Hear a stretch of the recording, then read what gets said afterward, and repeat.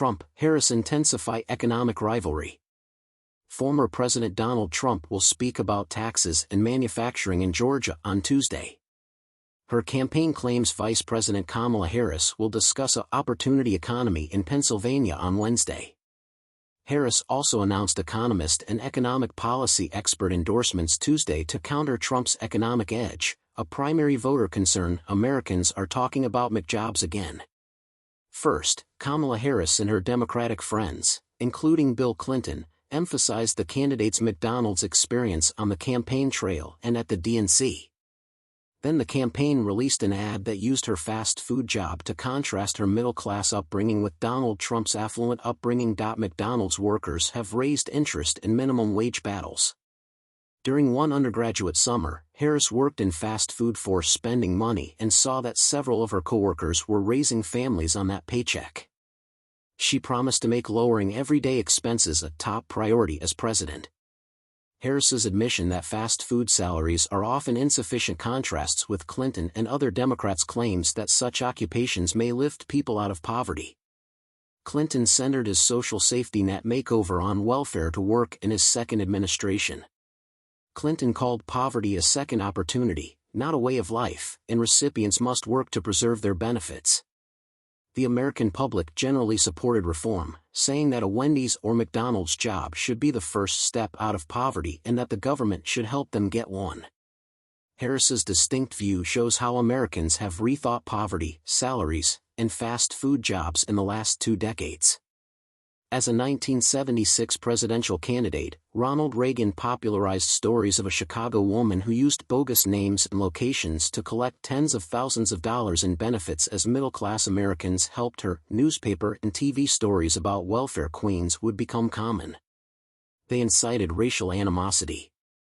These stories encouraged white, suburban voters to view welfare recipients as lazy, black, urban freeloaders exploiting working people like them, though they rarely said it.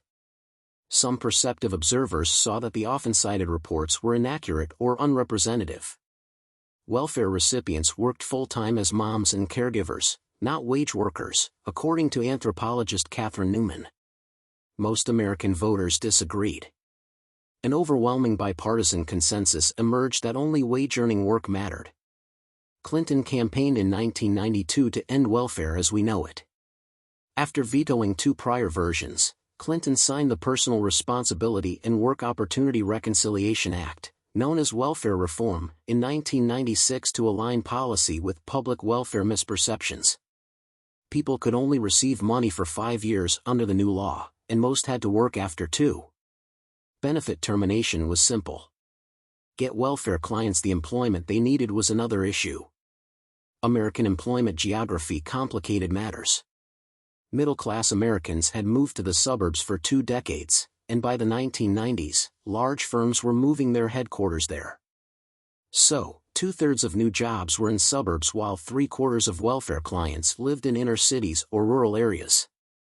Only 6% of welfare recipients owned a car, and public transit links were often limited due to policies that kept inner-city people out of the suburbs. Most assistance recipients had to locate jobs near their homes before their benefits ran out, but the possibilities were restricted. Fast food was a major employer in inner cities nationwide. Fast food restaurants were popular with the Small Business Administration, which provided loans to small business owners in underserved neighborhoods, because they used a franchise model, where independent business owners opened restaurants with well-known brands, according to historian Chin Ju.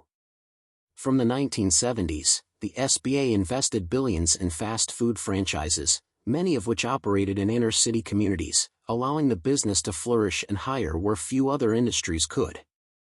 Although these jobs existed, fast food entrepreneurs struggled to recruit workers due to low compensation. For poor inner-city adolescents, working in fast food meant trading one sort of hardship for another, complete with regulations about what to wear and how to speak. However, welfare claimants had few options after Clinton's 1997 legislation. After the strategy opened up new labor markets, the fast food business gained workers from the urban poor. Welfare reform benefited fast food companies more. One fast food company even shaped the government's strategy from the start.